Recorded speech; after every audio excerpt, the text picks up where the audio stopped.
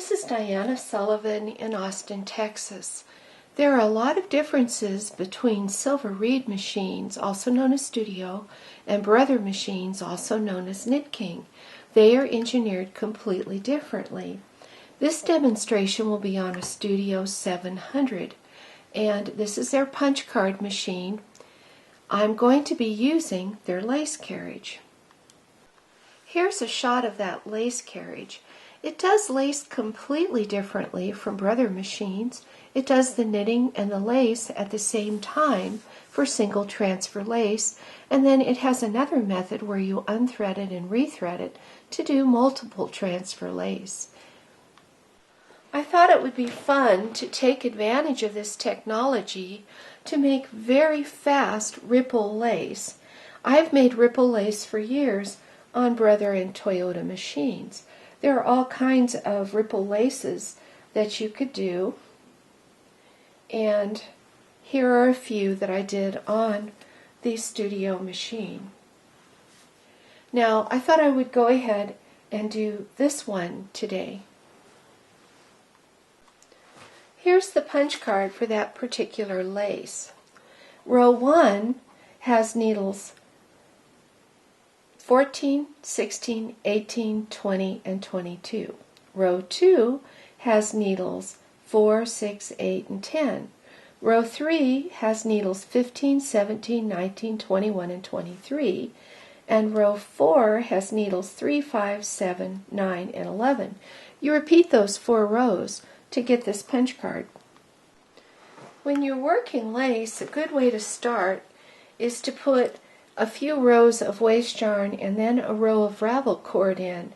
Then you can do an E-wrap cast on to begin your lace. I'm going to do my E-wrap with this white yarn.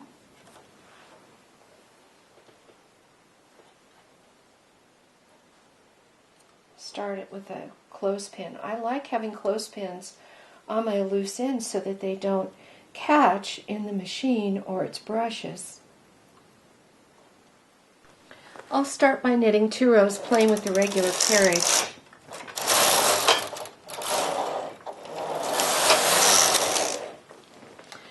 Now I'm going to switch to the lace carriage. You can use whatever striping sequence you want, but for simplicity I set my row counter to 0, 0, 0, and I'm going to change color every 10 rows.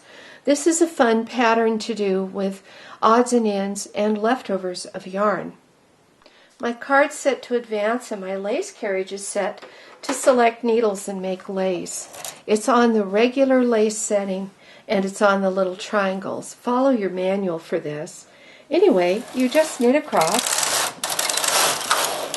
and it makes the lace as you knit. See the first group of holes forming?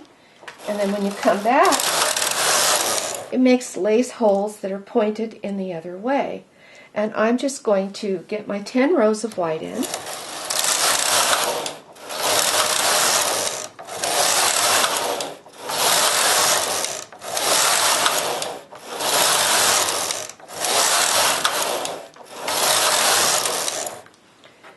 I find it very helpful when I have a loose end of yarn hanging and I'm about to change color to hang a clothespin on that end that holds it down safely out of the machine's brushes and wheels.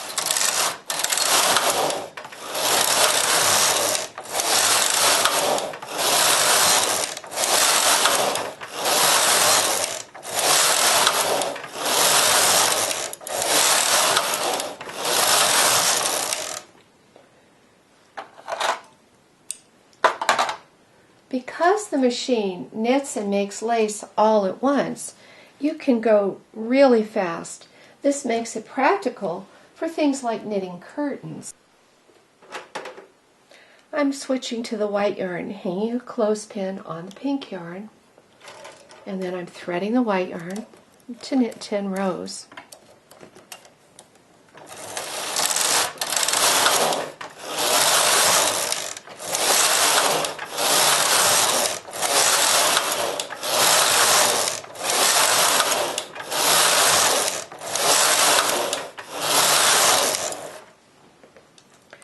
I'll do a few more rows to make the sample a little bigger and show you how it turned out. Here is the finished sample. I blocked this one firmly with my steamer to show how drapey it can be. Also, with a little blocking, the edges lie beautifully flat and additional finishing is really not needed. This was just that E-wrap cast on here at the bottom. So try this pattern, it's quite fun.